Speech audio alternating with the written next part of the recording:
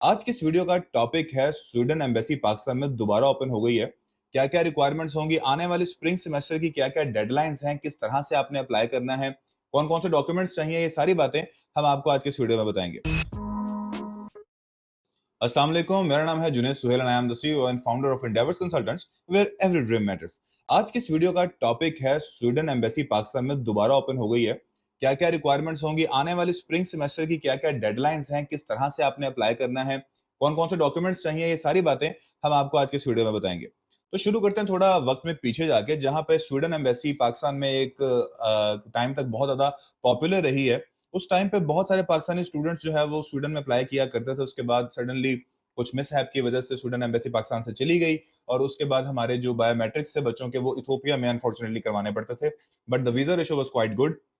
लेकिन अब जो खबर आई है वो ये है कि स्वीडन ने पाकिस्तान में एम्बेसी रीओपन कर दी है और उन्होंने ऑपरेशंस भी स्टार्ट कर दिए हुए हैं। तो स्वीडन में अप्लाई करने की सबसे बड़ी वजह जो हमारे पाकिस्तानी स्टूडेंट्स की हुआ करती थी वो थी कि एक तो क्वालिटी ऑफ एजुकेशन, प्लस उनके साथ डिपेंडेंट्स अलाउड थे। और डिपेंडेंट की एजुकेशन हमेशा फ्री रही है, वहाँ पे बच्चों की एजुकेशन फ्री थी, living standards are very good और you have the access to all of the countries that comes under the Schengen rule. तो उसके अंदर आप ट्रेवलिंग भी कर सकते थे और यूरोप के अंदर पूरे में आप फिर सकते थे। अब बात करते हैं स्प्रिंग इनटेक की, जो कि नया इनटेक इनका शुरू हुआ है और जिसकी अब तैयारियां शुरू हो चुकी हुई हैं। तो स्प्रिंग सेमेस्टर की अगर मैं बात करूं तो 3 June is the application round opens.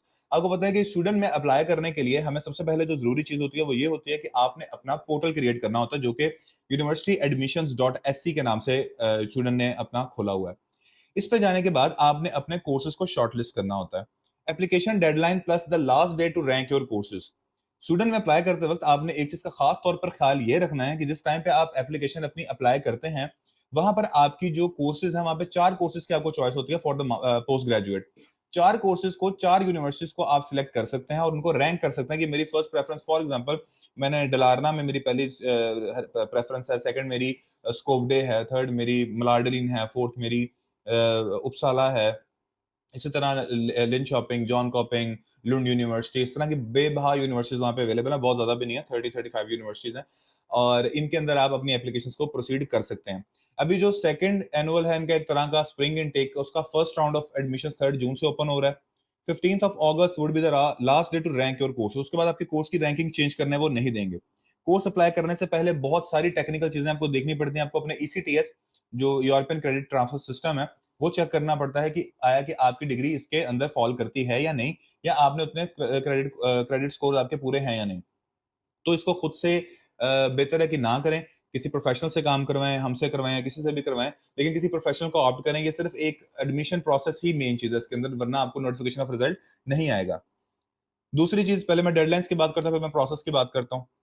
और आपके पास जो अगली डेडलाइन है वो है 2 सितंबर, deadline to document fee exam status. ये आप पे लागू नहीं होता। 2 सितंबर ही आपकी लास्ट डेट है अपने सपोर्टिंग डॉक्यूमेंट्स अपलोड करने की। ये वो डेडलाइन है जहां पर आपने अपने अटेस्टेड डॉक्यूमेंट्स को अपलोड करना है, आईबीसीसी, मोफा, बोर्ड ऑफिस, सारा कुछ करवाने के बाद। 18th of October will be the admission result published for the masters program और बैचलर्स का आएगा 3 अक्टूबर को। इसके बाद आपका यूनिवर्सिटी की एक्सेप्टेंसेज आएंगी, आपने वो एक्सेप्ट करनी है। यूनिवर्सिटी आपको डायरेक्टली अप्रोच करेगी, उनको आपने रिप्लाई करना है, अपना ऑफर एक्सेप्ट करना है, यूनिवर्सिटी की फी पे करनी है। फी पे करने के बाद आपने अपनी बैंक स्टेटमेंट, ये बाकी चीजें देनी है, तो आपका वीजा अप्लाई होगा। अब स्टेप बाय स्टेप अगर मैं बात करूं, सबसे पहले आपने ये बड़ा गोल्डन चांस है पाकिस्तानियों के लिए, बहुत ही अच्छी खबर है। जहां हम देख रहे हैं कि बहुत सारी बुरी आ रही है, उसमें स्टूडेंट की एम्बेसी का पाकिस्तान में खुल जाना एक बहुत ही अच्छी खबर है। और डिपेंडेंट्स के लिए, खासतौर पर जो डिपेंडेंट्स के वीजाज ढूंढ रहे थे, उनके लिए बेस्ट ऑफर है कि इस टाइम वो सितंबर अपनी स्प्रिंग इनटेक के अंदर अभी से एप्लीकेशंस को अप्लाई करवा दें। तो करना आपने क्या है कि डॉक्यूमेंट अटेस्ट करवाने हैं। 3 जून को एप्लीकेशन राउंड ओपन हो जाएगा। अपना अकाउंट क्रिएट करवाएं। 900 एससी के इसकी फी है पोर्टल की, जो हमने पे करनी होती है। और 15th of August last date है आपके कोर्स को रैंक करने की। तो टाइम बड़ा शॉर्ट है आपके पास, आपने इसके अंदर अंदर ही अपना काम कंप्लीट करना है। स्वीडन जाने के और भी बहुत सारे बेनिफिट हैं। एक तो वहां पर लिविंग अच्छी है और सेटलमेंट के रूट्स अवेलेबल हैं। जिन लोगों ने वहां जाके सेट होना है या उसके बाद उन्होंने कोई बिजनेस परचेज करना है, इमिग्रेशन लेनी है, इस तरह की मल्टीपल अपॉर्चुनिटीज वहां पे जो है वो अवेलेबल है।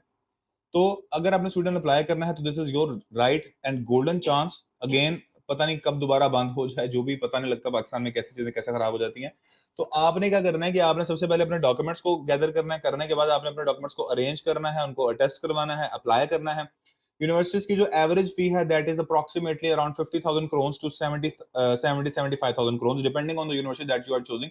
If you are applying in a university which is top tier like जो उनकी टॉप टियर यूनिवर्सिटीज हैं, उनके अंदर आप अप्लाई कर रहे हैं, तो उनके एप्लीकेशंस की जो यूनिवर्सिटी की फी है वो as compare to other university से ज्यादा होती है, जो कि उनके कैपिटल में है, वहां जाना है आपने, तो वहां पे चीजें थोड़ी सी एक्सपेंसिव हो जाती हैं। इसके अलावा आपकी बैंक स्टेटमेंट की रिक्वायरमेंट है, दूसरी चीजों की रिक्वायरमेंट है, वो मैं आपको एक सेपरेट वीडियो के अंदर डिटेल से एक्सप्लेन करूंगा कि आपको कितनी बैंक स्टेटमेंट कैसे आपने मैनेज करनी है और कितनी पुरानी चाहिए, क्या करना है उसका, वो सारी बातें मैं आपको सेकंड वीडियो के अंदर बताऊंगा। अभी के लिए आपके लिए गुड न्यूज यही थी कि स्वीडन ने अपने ऑपरेशंस ओपन कर दिए हैं। So gather your documents and apply as soon as possible. जैसे ही एडमिशन रोड ओपन हो आप अप्लाई करें, और this is your last chance to go with your family into the Sweden. अगर मैं ओवरऑल बजट की बात करूं तो तकरीबन आप अब विद इन 30 lakhs के अंदर आपका बजट अब कंप्लीट हो जाएगा फॉर द स्वीडन, और इसमें आप जा सकते हैं अपने बच्चों के साथ। तो अगर आपको हमारी आज की वीडियो पसंद आई, इसे लाइक कीजिएगा, सब्सक्राइब कीजिएगा और जितना हो सके अपने दोस्तों के साथ शेयर कीजिएगा। Thank you so much for watching our video. अल्लाह हाफिज।